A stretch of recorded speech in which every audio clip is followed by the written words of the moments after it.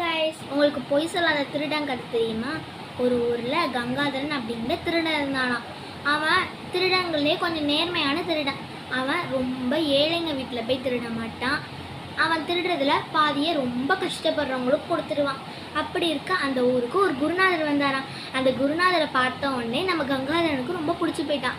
உடனே குருநாதர் காலில் விழுந்து ஆசீர்வாதம் வாங்கிட்டு, குருவே குருவே, எனக்கு ஏதாச்சும் ஒரு அறிவுரை சொல்லுங்க, அதை நான் வாழ்க்கையில் கண்டிப்பாக பின்பற்றுறேன் அப்படின்ட்டு சொன்னானா. அப்போ குருநாதரும், சரி நீ திருடாம இரா. ஐயோ என்னால் முடியாது, அதுதான் என்னோட தொழிலே அப்படின்னு சொல்லிட்டு கங்காதரன் சொன்னானா. இப்படியே அவங்க ரெண்டு பேரும் பேசிக்கிறாங்க. என்ன பேசுகிறாங்க தெரியுமா? அப்போ குருநாதர் சொல்கிறாரா, சரி நீ மாமிசம் சாப்பிடாம இரு. ஐயோ என்னால் அமாவாசை பௌர்ணமியை தவிர்த்து மீது எந்த நாள்லேயும் மாமிசம் சாப்பிடாம இருக்க முடியாதே அப்படின்னு சொல்கிறானா. அதுக்கப்புறமா நம்ம குருநாதர் சொல்கிறானா, சரி நீ பொய் சொல்லாமல் இரு. பொய் சொல்லாமல் இருக்கிறது என்ன அவ்வளோ கஷ்டமா? சரி நம்ம பொய் சொல்லாமல் இருப்போம். சரி குருவே, நான் கண்டிப்பாக என் வாழ்க்கையில் பொய் சொல்ல மாட்டேன் அப்படின்னு சொல்லிட்டு குருநாதர்கிட்ட சத்தியம் பண்ணிட்டு வந்துட்டானா. அப்படி இருக்க அவனோட திருட்டு வேலைக்கு அன்னைக்கு நைட்டு அரண்மனைக்கு கங்காதரன் திருட போனானா. அப்போ அவன் செவுரேறி குதிச்சு அரண்மனைக்குள்ளே போயிட்டானா. அரண்மனைக்குள்ளே ஒரு அறையில் ஒருத்தவர் அங்கே இங்கேயும் நடந்துட்டு இருந்தாரா. அவர் ஒரு சாதாரணமான உடை போட்டு அங்கே இங்கேயும் நடந்துட்டு இருந்தாராம். அப்போ திடீர்னு கங்காதரன் அவர் கழுத்தில் போயிட்டு கத்தியை வச்சு, என் பேர் கங்காதரன், நான் நம்பர் 13வது வீட்டில் மேலத்தெருவில் இருக்கேன், நான் இங்கே திருட வந்திருக்கேன், கஜானாக்கு போகிற வழி எங்கே இருக்குன்னு தெரியுமா அப்படின்னு சொல்லிட்டு சொன்னாலாம். அப்போ அங்கே இருந்தவருக்கு அதிர்ச்சி ஆகிட்டான். ஏன்னா அவர் தான் அந்த நாட்டோட ராஜாவே. என்னடா இவன் திருட வந்திருக்கான்னு சொல்கிறான், வீட்டு முகவரி கொண்டு சொல்கிறானே, சரி என்னதான் நடக்குதுன்னு பார்ப்போம் அப்படின்னு சொல்லிட்டு, நானும் இங்கே திருட தான் வந்திருக்கேன், எனக்கு கஜானாக்கு போகிற வழி தெரியும், வா நான் உன்னை கூப்பிட்டு போகிறேன் அப்படின்னு சொல்லிட்டு ராஜாவும் கங்காதரனும் கஜானாக்கு போகிறாங்களாம். கஜானாவில் பார்த்தா தங்கம், வெள்ளி, நவரத்தினங்கள் எல்லாமே இருந்துச்சான்.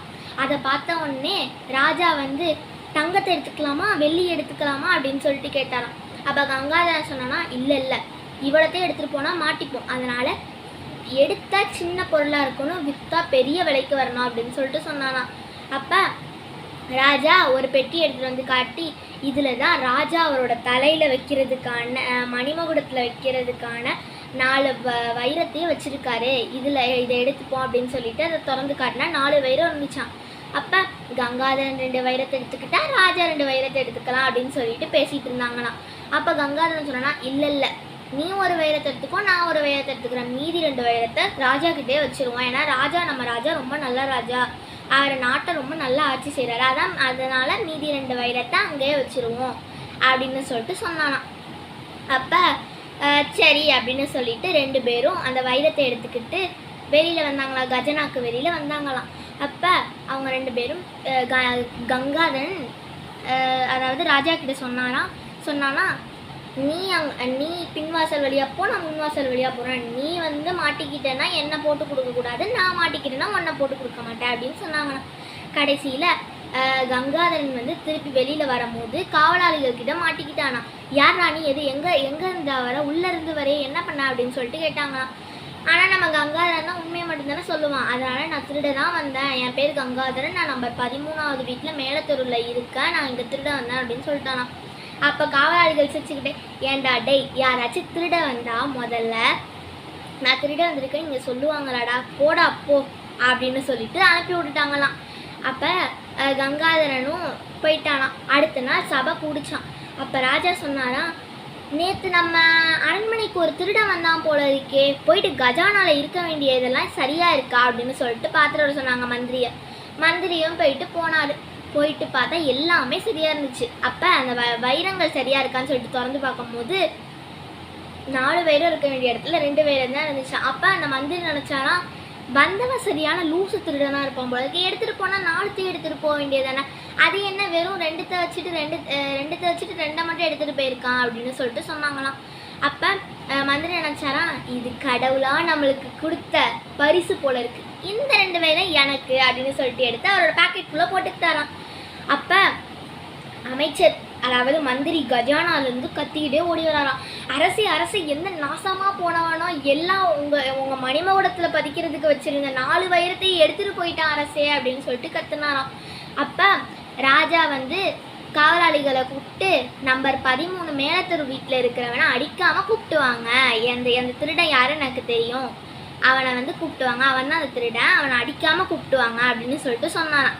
உடனே காவலாளிகளும் போயிட்டு கங்காதரனை கூப்பிட்டு வந்தாங்களா. அப்போ கங்காதரனும் அரசே நான் தான் திருடினேன் உங்கள் வைரத்தை, நான் தான் திருடினேன், ஆனால் நான் ஒரு வைரத்தை மட்டும்தான் அரசே திருடினேன், என் கூட இன்னொரு திருடனும் இருந்தான், அவன் நல்லா குண்டா செவப்பாக இருந்தான் அரசே, அவன் ஒரு வைரத்தை எடுத்துக்கிட்டான், மீதி 2 வைரத்தை நாங்கள் அங்கேயே வச்சுட்டோம் அரசே, நான் திருடின ஒரு வைரம் இங்கே இருக்கு அப்படின்னு சொல்லிட்டு காட்டினானா.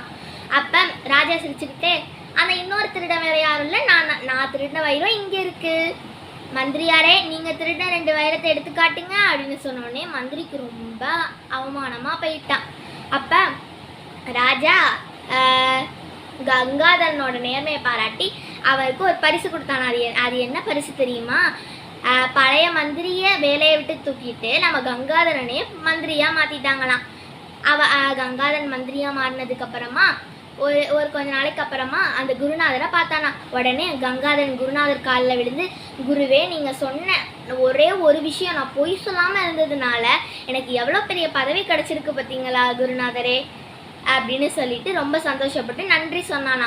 இந்த கதையிலேருந்து நம்ம என்ன தெரிஞ்சுக்கிறோம்? நம்ம யாருமே பொய் சொல்லக்கூடாது, எல்லாருமே பொய் சொல்ல தான் செய்வாங்க, ஏன் நான் கூட பொய் சொல்ல தான் செய்வேன், அதனால இனிமேல் நம்ம யாரும் பொய் சொல்லக்கூடாது.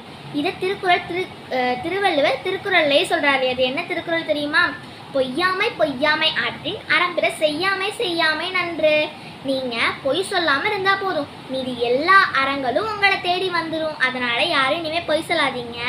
நன்றி, வணக்கம்.